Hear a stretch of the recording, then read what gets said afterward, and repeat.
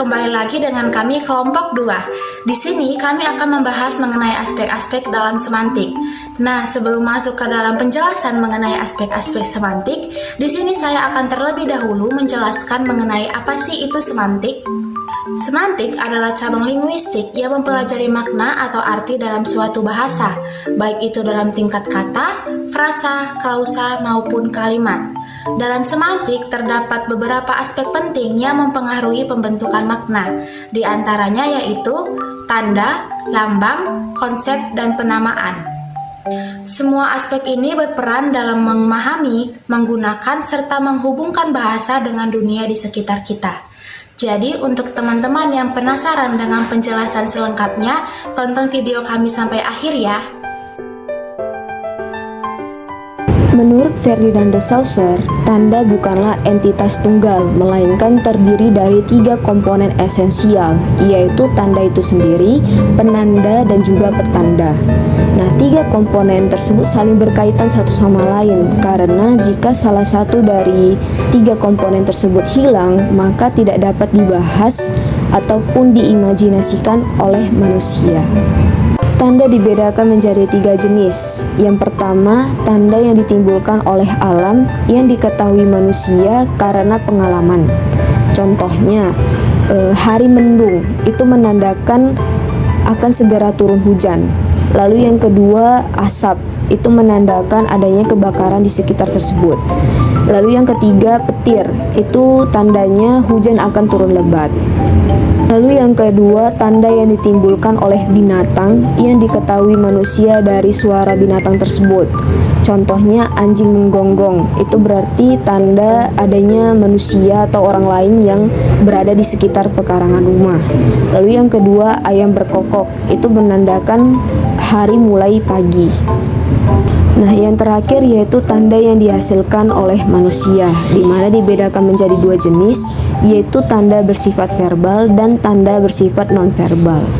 Tanda yang bersifat verbal merupakan tanda yang digunakan sebagai alat komunikasi dan dihasilkan dari alat bicara manusia. Contohnya, tolong ambilkan air itu. Itu merupakan tanda seseorang memerlukan bantuan untuk diambilkan air. Nah, yang selanjutnya itu tanda yang bersifat nonverbal, di mana tanda yang dihasilkan selain dari alat bicara manusia. Contohnya seperti dari gestur tubuh. Nah, di mana acungan jempol itu menandakan bagus atau hebat.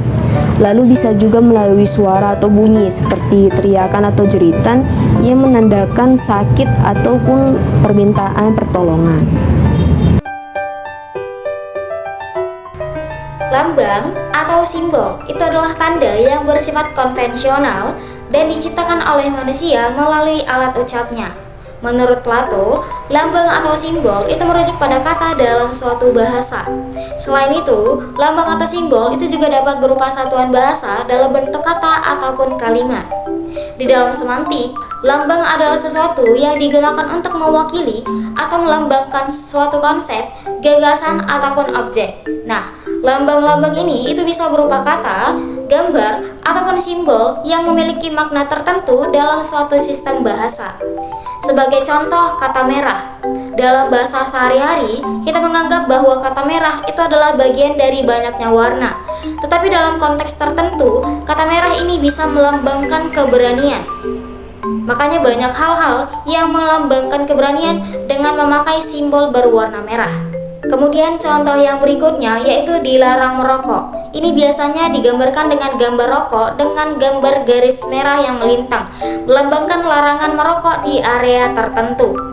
Kemudian itu ada contoh gambar burung Garuda dengan perisai di dada dan pita bertuliskan Bhinneka Tunggal Ika, melambangkan identitas dan kedaulatan negara kesatuan Republik Indonesia.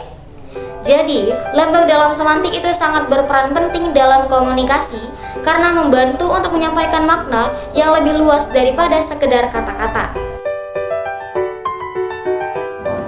Konsep adalah representasi mental yang kita miliki tentang suatu objek, gagasan, atau fenomena yang diwakili oleh suatu lembaga atau simbol.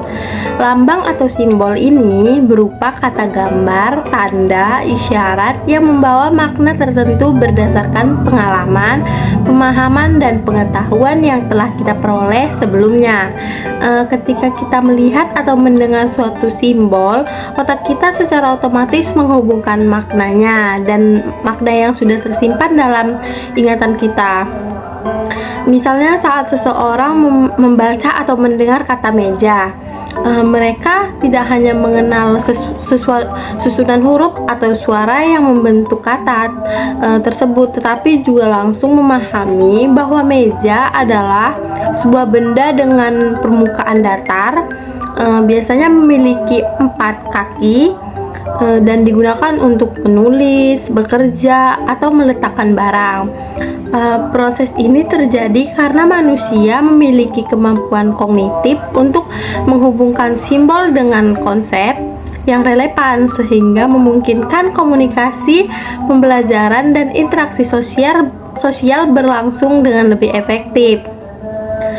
Konsep juga membantu kita dalam mengorganisasikan informasi sehingga lebih mudah dipahami dan digunakan dalam kehidupan sehari-hari.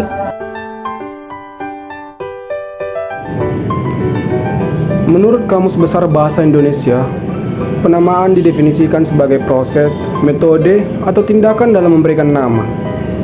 Sementara itu, menurut Krida Laksana, penamaan merupakan proses yang menentukan lambang bahasa yang digunakan untuk mempresentasikan suatu objek, konsep, atau proses.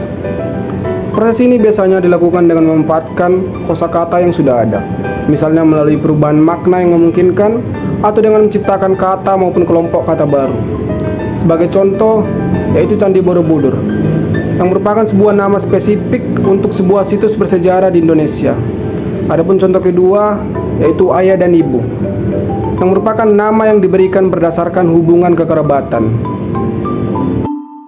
Dari pembahasan tadi dapat kita simpulkan bahwa makna itu terbentuk dari beberapa aspek, yaitu tanda, lambang, konsep, dan penamaan. Keempat aspek tersebut saling berkaitan dalam membentuk dan menyampaikan makna dalam suatu bahasa. Tanda, lambang, konsep, dan penamaan membantu kita dalam memahami, menginterpretasikan, dan mengomunikasikan suatu makna dengan lebih jelas. Dengan memahami hubungan ini, kita dapat melihat bagaimana bahasa bukan hanya sekedar kumpulan kata, tetapi juga sistem yang memungkinkan manusia berkomunikasi dan berinteraksi secara efektif dalam kehidupannya sehari-hari. Sekian video dari kami, semoga materi ini bermanfaat dan menambah wawasan teman-teman mengenai dunia semantik. Akhir kata, terima kasih sudah menonton video ini, sampai jumpa di video selanjutnya. Bye-bye.